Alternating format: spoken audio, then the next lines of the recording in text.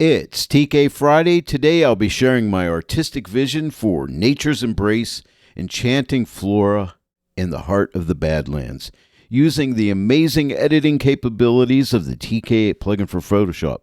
Join me as we explore its powerful tools to unlock the true magic of this image.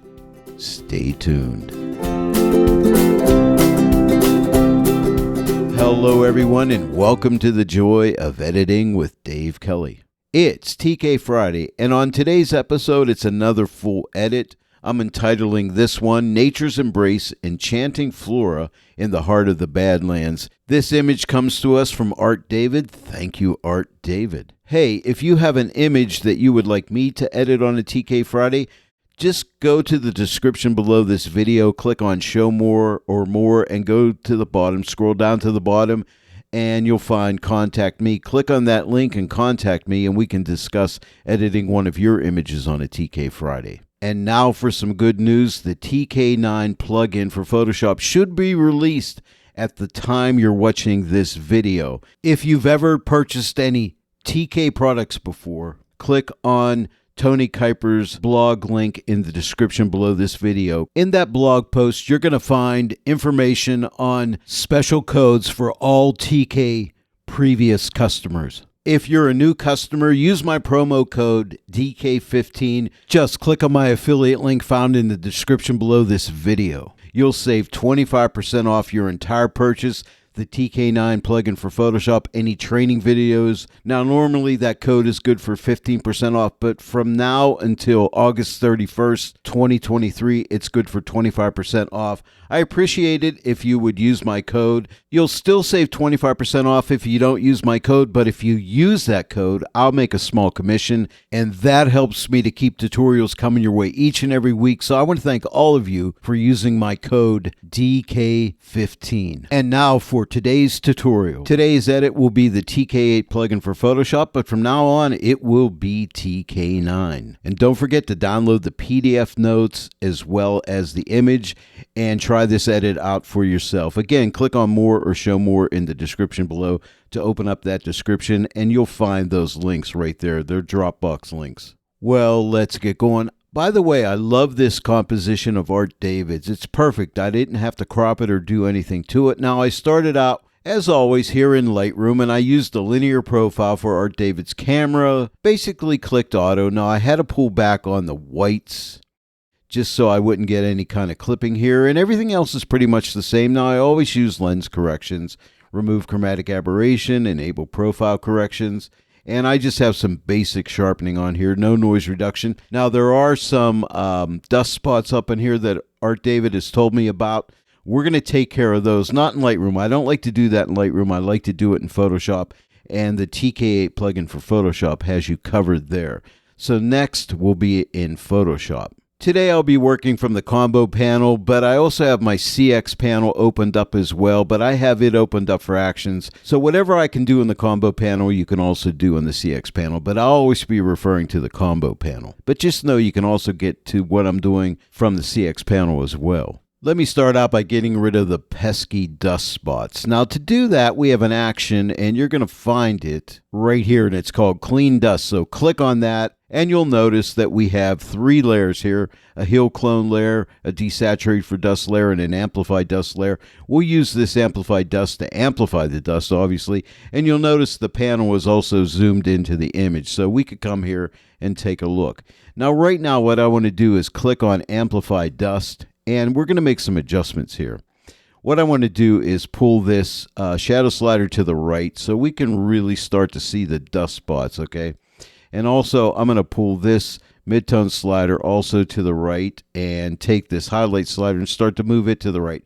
And you can see I can really start to see those dust spots right there. And the panel sets you up with a healing brush tool, which usually works fine, or you can also use the remove tool, which for dust spots is a little bit better, but the healing brush works really well. But that remove tool is great for removing other things in the image. It's really remarkable, but you can use either or.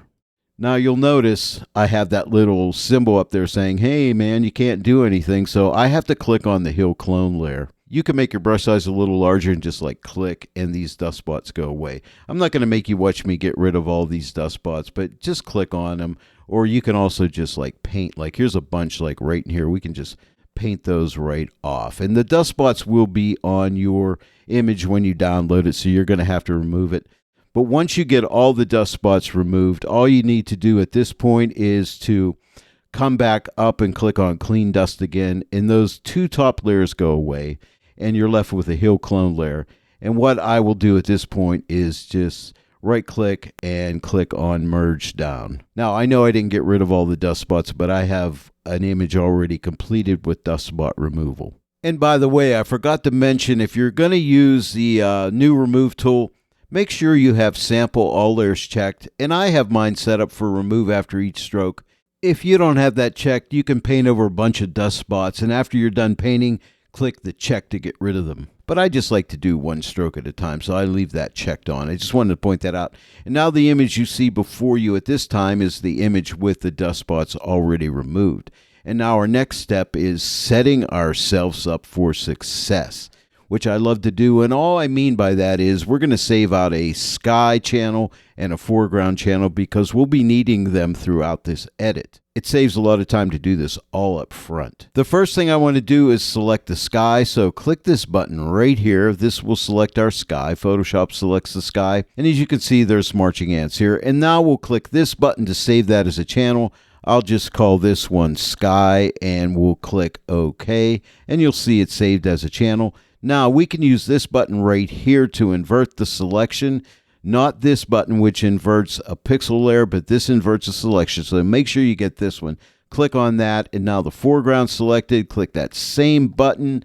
We'll save this out, and I'll call this one foreground. And then I'll just click OK. And now you can see I have a sky and a foreground saved out. And that's setting yourself up for success. The first thing I like to do is balance and contrast out the image. If you watch my TK Friday videos, you know I always like to do this. I'm going to try something a little bit different today. I'm going to balance out the foreground, and then I'll do the sky, and then I'll do a global balance and contrast, something a little bit different. This is just an experiment, and I think it worked out pretty well, so you may want to give this a try. So we'll do the foreground first. So we're going to come up here to the multi-mask panel and click on the My Channels button. We're going to click on foreground. We'll select the foreground. We'll click on the mask calculator button. I'll click X for an intersection. We'll X out of this foreground selection. And now I want to use the luminosity mask. So we'll click on the luminosity mask button. And I'll click on Midtones 3. And the only reason I use that, and I always tell you this every week, is just to keep my shadows and highlights from clipping and losing detail in the very lightest highlights and the very darkest shadows. And then we'll click equal, and you can see now that I just have my foreground with that Mids 3 mask on it. I'll output that to a color grading tool, and now we'll make some adjustments. And I just want to say this at the outset. This is my artistic vision for this image. It's going to be a straightforward edit for me, but however, we all see things differently, but interpret this image for yourself. I'm just showing you how to use these tools in the TK8 plugin for Photoshop. And there's different ways of doing things in Photoshop. You know, I'll show you one way, but you may have a different way that you like to use. But use what you like to use best. But I'm going to show you how I do it. I'll start out with the shadows. I'll click on the shadow circle. And I'm going to take this slider to the left. Now, when you drag the slider, you don't see any change until you release and let go. So I'm taking mine over to like a -27 right there. And you see how those shadows darken up? And now we're going to go to the midtones. So I'll click on this gray circle, and I'll really open up these midtones. And I'm going the whole way over here to +55. And see those midtones open right up. Now, I'm not going to do anything here with highlights, but I will do a slight color grading because there's a little bit of reddish magenta in here. And I'm just going to type in the number I chose, but you can just click here. I love this new color grading tool, which you will find it, and it's even nicer in the TK9 plugin. It'll have some extra features. If you click anywhere here, and I say this is precision, so you just move your cursor and click anywhere you want. Extreme color grading or just minimal color grading. But I chose a little bit of magenta, and that's way too much, but I'll just double click here, and you can also just type in a number. And I just typed in this hexadecimal code of A497A1, and you'll find this on the PDF notes, and then you click this button to accept it, and that is my color grading, just a slight magenta. Here's the before, and here's the after. So that's the foreground. Now we're going to move to the sky. Our color grading tool is hiding the multi-mask panel, so just click the X. Nothing will change here. Click on the My Channels button. Now this time we want the sky, so click on sky. Again, the mask calculator, so click on that. We want to do another intersection, so click on X. We'll X out of the sky selection. We'll go to not my channels, Dave. We'll go to luminosity mask button. We'll click on Midtones 3 to protect shadows and highlights from clipping. We'll click equal to make that calculation, and now the sky is selected. And now we'll output that to a color grading tool, and we'll make a couple adjustments. And for the sky, I'm going to use midtones and highlights. So we'll click on midtones first. I'm going to bring those midtones down. So we're going to drag this slider to the left. And I'm going to drag this over to like -38. And I am referencing my notes, by the way, if you're wondering how I derive this. Now, you have to play around, and once you get a point you like, you stop there. But you can see the sky has been brought down. And now we're going to go to highlights. And I'm going to drag this to the right to like a +43. And again, I derived that number after some experimentation right there. Now, I do want to color grade the highlights only. And that's going to be into the blue area. So I'm just going to drag my cursor down around here. And to find it, I just kept clicking around. Like I went here, here, tried some different color grades. But then I came up with this number, 2BF53F1. And again, you'll find that on my notes. And then just click this button to accept it. And that is my actual color grade that I came up with. So here's our before. And here's our after, and it's balanced out nice. Now, this is where I started to experiment. I thought, what would happen if I do a global adjustment after I did the sky and the foreground? And I wouldn't do this on all images, but I felt this image needed it. And how did I know I needed it? Well, I just wasn't real happy with the balance and contrast, and I thought, well, let me try a global and see what I can get. So it's just experimentation, and I highly recommend that you do experiment. Each and every image is unique, and they do not all require the same methods and techniques. I think the best thing I can tell you is just study that image, and it'll let you know what it really needs, and then you just do that. Let me get rid of the color grading tool. Nothing changes here. I just click the X, and we're going to go this time to luminosity masks. I don't need a mask calculator because it's global, and all I need to do is click on Midtones 3. I'll put that to a color grading tool.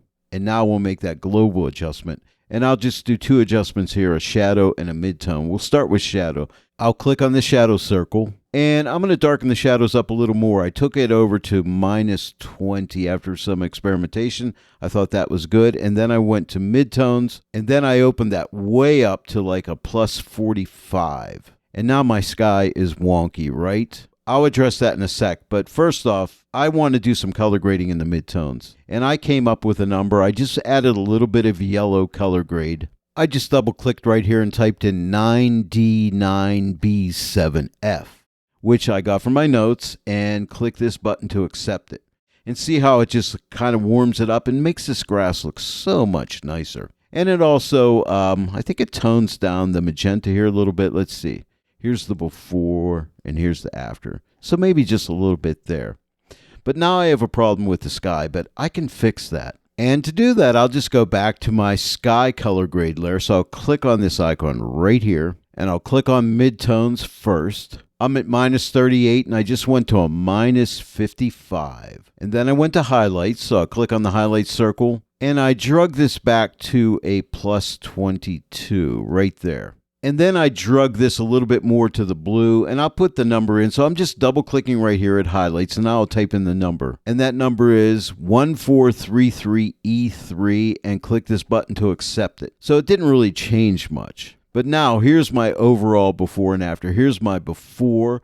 We started out like this, and now we look like this. And I think this is a perfect starting point for the rest of the edit. Now, when I study this image, this foreground rocky area right here, or butte, whatever you call this, it's too light, so I want to darken it down. And I took the easy route here. So what I did was, let's get rid of this color grading tool by clicking X. Again, nothing changes here. Click on the Curves Adjustment layer icon. We add a new Curves Adjustment layer. I'll put a black mask on it by clicking this button right here to hide it, and I'll put it in a multiply blend mode. I tried burning it with a burn tool, and I didn't like my result, and I found I got a better result when I used the multiply blend mode. Like I said, I tried burning first and I just didn't like the way it looked, but then I put the curves adjustment layer in the multiply blend mode. I didn't have the black mask on it at first, so let me go ahead and click this X to disable this mask here and check it out. You can see it really does a nice job of burning this. Now, I'm not going to go that dark, but I could tell by looking that it was going to be great. So now I'll enable this mask again by clicking the X.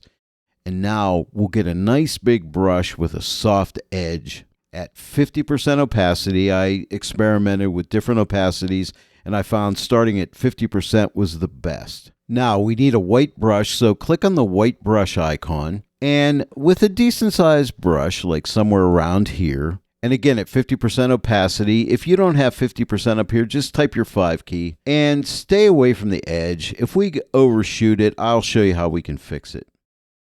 And I'll purposefully go over the edge here a little bit down here at the bottom.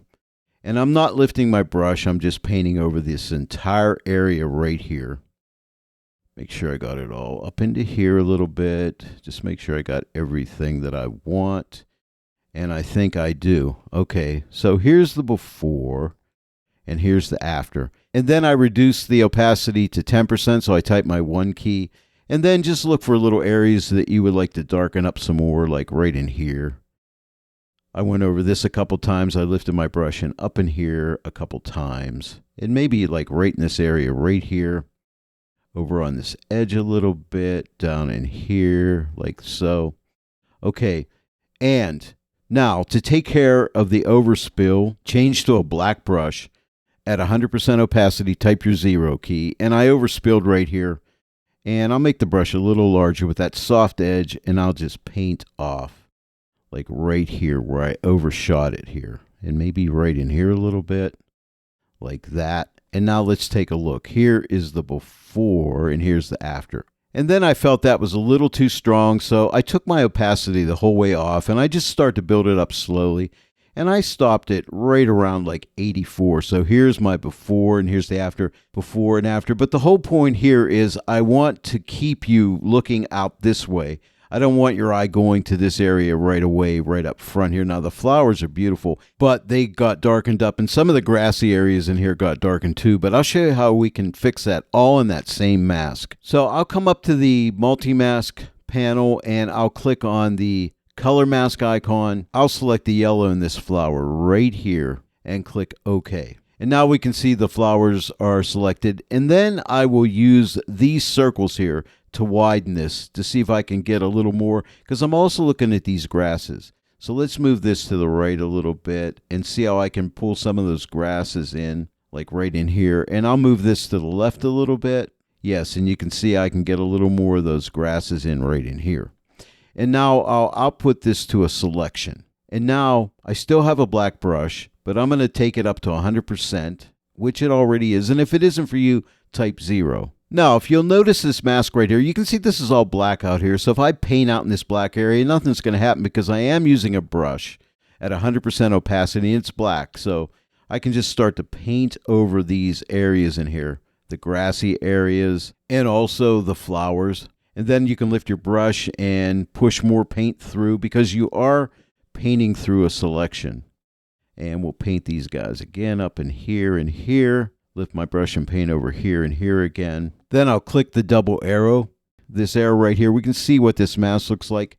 And now you can see the black areas in here on the flowers and grasses.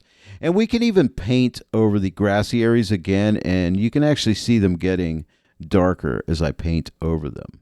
Okay, and the flowers out in here, you can see them getting darker as I paint over them. And up in here, and here's a flower over in here, and back up here, here's some more grass. And now let's click the double arrow again. And now we can see here is the before, and here is the after. But now the flowers and the grasses are protected. And now when I look at this, I want this a little darker, so I'm just going to take the opacity back up to 100%, and I think that looks better. So here's the before, and here is the after. A lot of times I'll find after editing a while that my midtones need to come up a little bit, and I think they do here. Now you'll notice I have a selection. I don't have to deselect it because if I click on the luminosity mask button, which I need, I'll click it and my selection will go away, as you can see right there. All I want to do here is go to midtones 1. Now you have 3 midtones, 1, 2, and 3. This is 1. It's a very mild midtone adjustment. If I go to midtones 2, it's still midtone, but it's lighter, and here's midtones 3. Now sometimes you could use a higher midtone value, but here I don't think I need very much midtone lightening, so I'll use midtones 1 for a subtle adjustment. I'll put that to a curves adjustment layer, and I'll simply put it in the screen blend mode, and it lightens my midtones, but that's way too light. So I'll take this opacity the whole way off, and I'll just build it up slowly. And in this case, I'm going to go right around, right around here. On my notes, I was around 51%, but each edit's a little different, so this time I'll go to around 42%. Here's my before and here's my after, but see just a little lightening of the midtones. That's a good little tip and trick. Back to studying the image. You see this light area right here? I don't like it, but you know what? We have that new remove tool in Photoshop. I'm going to need a blank pixel layer above this layer, so what I'll do is click this button right here, and that'll give me a blank pixel layer. And I'll click on the remove tool, and I have sample all layers, remove after each stroke, and I'll make the brush a little bit larger, and what I'll do is just paint over like this area right in here and see what it does.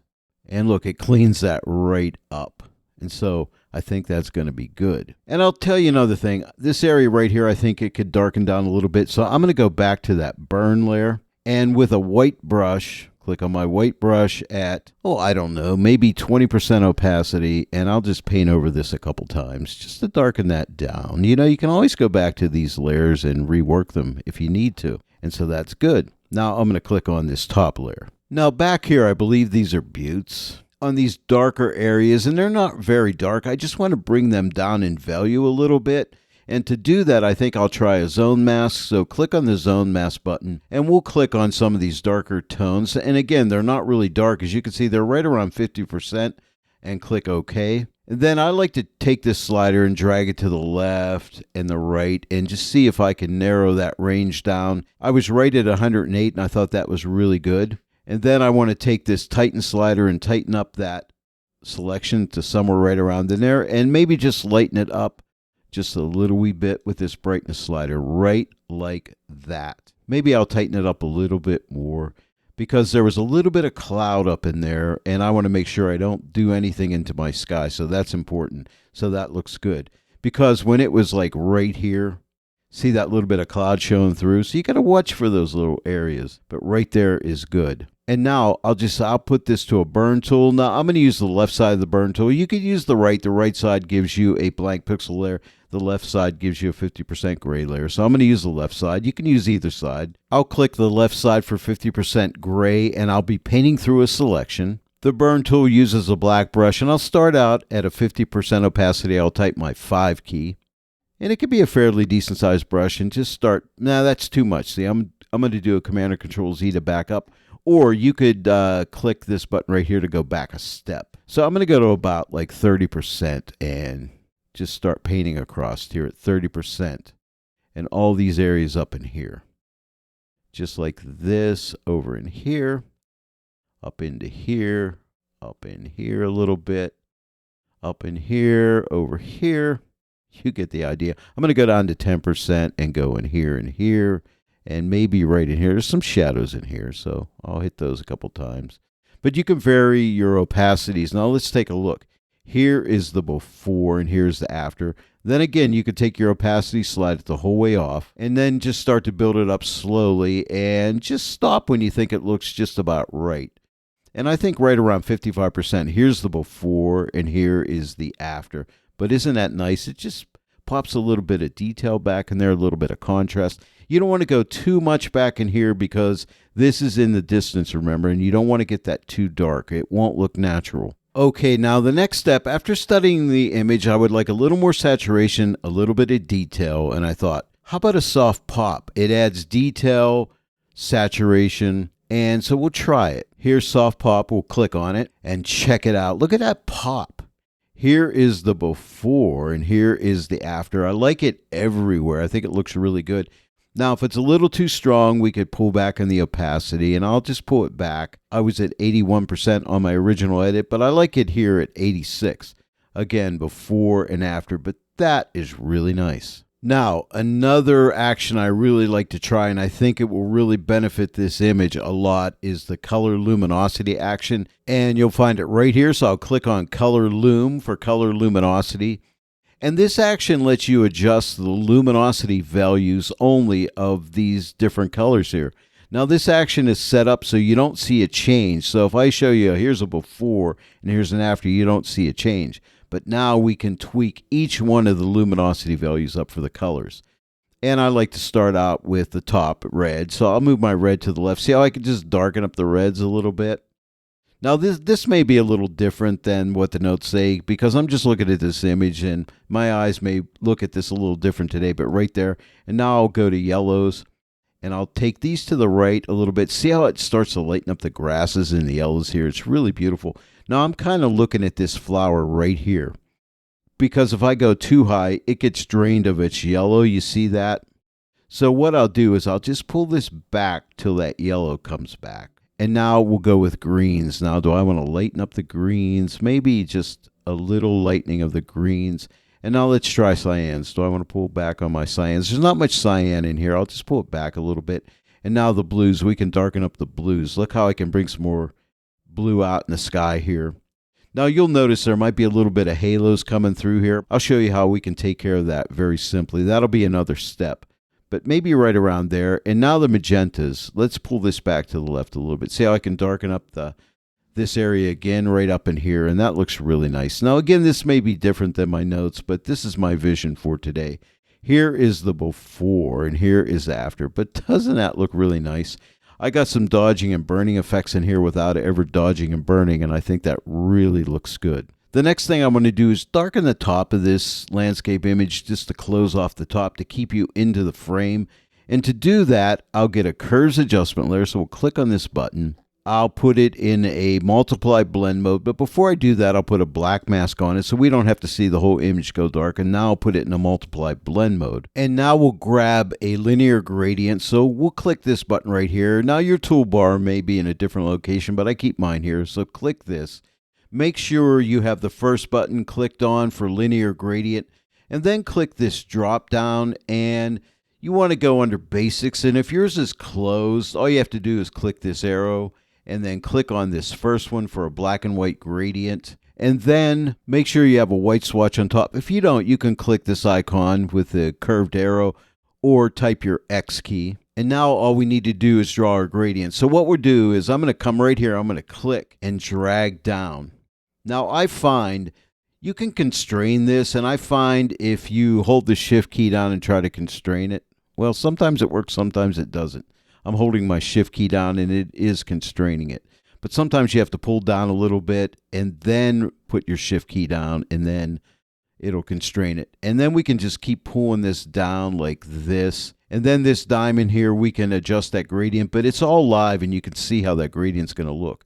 And I think maybe right about there. Now, if you don't want to see this line, you could come and click on this icon for the curves adjustment, and that'll disappear. But if you'll notice this little butte. I'm calling this a butte, and I hope that's what it is. The gradient's making that slightly dark. If I shut this off, you might be able to see it. It's very minor. Yeah, it's gotten a little dark. It's not that noticeable, and you probably don't even have to mess with it. But I'm going to show you a neat little trick here that you can use in a lot of different images, and it comes in very handy. We can correct it right on this mask, and I'll show you how we do it. And remember, we set ourselves up for success, so let's come to My Channels, and let's grab the foreground by clicking on it. I'll put it as a selection by clicking this button. And now we want to make sure we're on this mask right here, and grab a black brush. So I'll click on the black brush. I'll type my 0 key to go to 100% opacity. And now all I need to do is simply paint right over this area right in here. It's not affecting anywhere in here, but just right over here. So I'll just paint black over that whole area. And now let's look at the mask. Let me click this double arrow icon. And can you see right there where I painted it off right there? So that's really handy, especially if you're doing gradients. You can protect the foreground. So let's click the double arrow again. Now here is the before and here is the after. So it closes that off. And if it's too strong, pull back in the opacity. And I may pull mine back a little bit to like 84. So before and after. And by the way, if you need to readjust the gradient, just click on the gradient tool again. And there's your line right there, and you can readjust and do whatever you want. Now, after you close the image, this line will no longer be there, but this is super handy as you're making the edit. If you need to go back and tweak it, you can do it. And remember, if you click on the curves adjustment icon, that disappears so you don't have to see it. So that's a little tip for you too. And now I'm studying my image again, and I wish these lines back here in the butte, these darker lines, were a little bit darker. So I can go back to that burn layer right there, click on it, and what I'll do is just take the opacity up, and I'll take it up to about, I don't know, like 83%, I think is good. Here's the before, and here's the after. So it just makes that a little nicer back in there, and that may be a little too strong. I'll just pull it back a little bit to maybe 78. All right, now I'm going to go back to the top layer. The next thing I want to do is put a vignette on the entire image. It may be too strong at the top here, but I'll show you how we can take care of that. And it's just going to be a basic vignette, so I'll just click on Vignette. And the Gaussian blur, I usually just take this just the way it is, click OK. And now I'm going to go to Blend Diff to protect my darkest shadow, so I'll double click right in this area right here.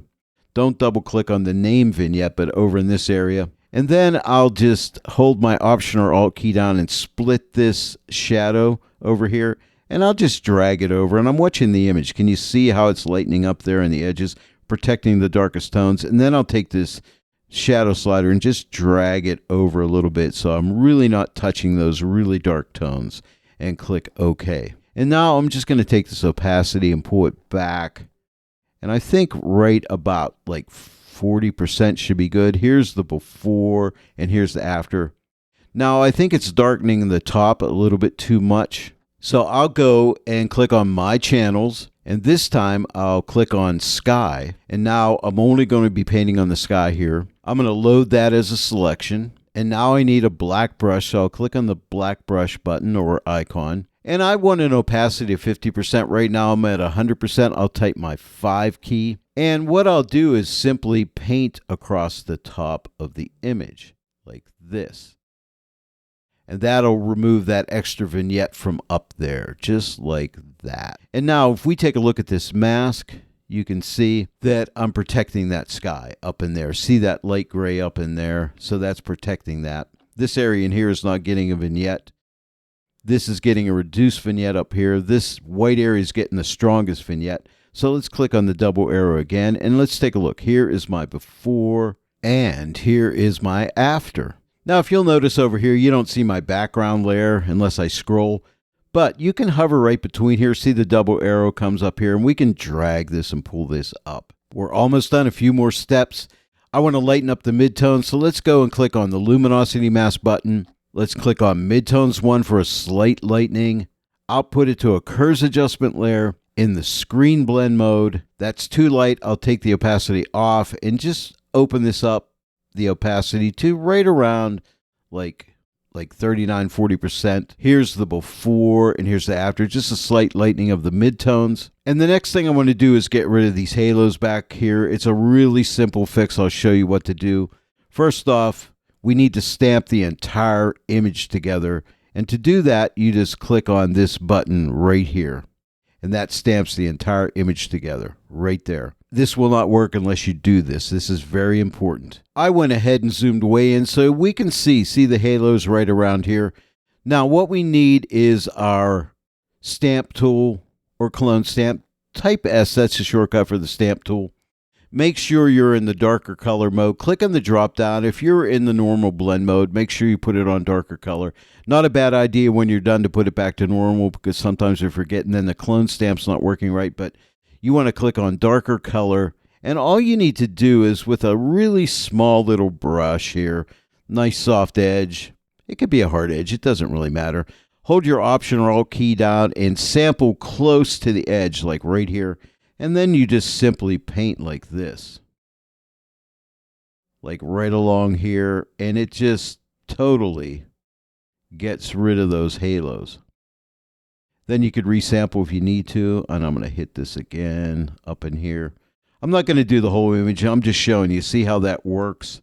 So look right in this area right here. I'll zoom in even more so you can really see it here. I'm just going to click my plus to zoom in a couple times. And now here, just look in this area right here. Here is the before. See the halo, and here's the after. It just totally gets rid of it, and that's it. And I'll finish this off, and then I have one final step for you. All right, I finished painting off the halos. I'm back. I zoomed into 100%, so just look at the top here of these buttes. Here is the before and here is the after. So just like that, the halos are gone. Now let me go ahead and click this button to fit the screen. I have one more thing to do, and that is, do you see this little white twig here? It's kind of bothering me because it's so light. So I'm going to use the remove tool. So I'll just click on the remove tool. Now you could put a blank pixel layer above here, but I think I'm just going to paint right over this. I can always undo it if it doesn't turn out right. And with the remove tool, I'll just paint right over this twig and even up into here. And just like that, it is gone. Okay, so we started out, our image looked like this. And now it looks like this. So I'm really happy with it. And I hope you give this one a try. Well, there you have it. Another TK Friday comes to a close next week. It'll be TK9.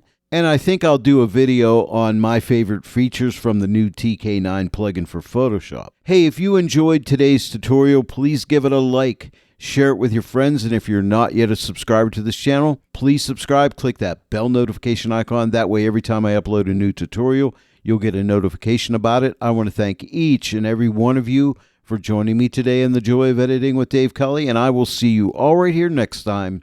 But until then, happy editing!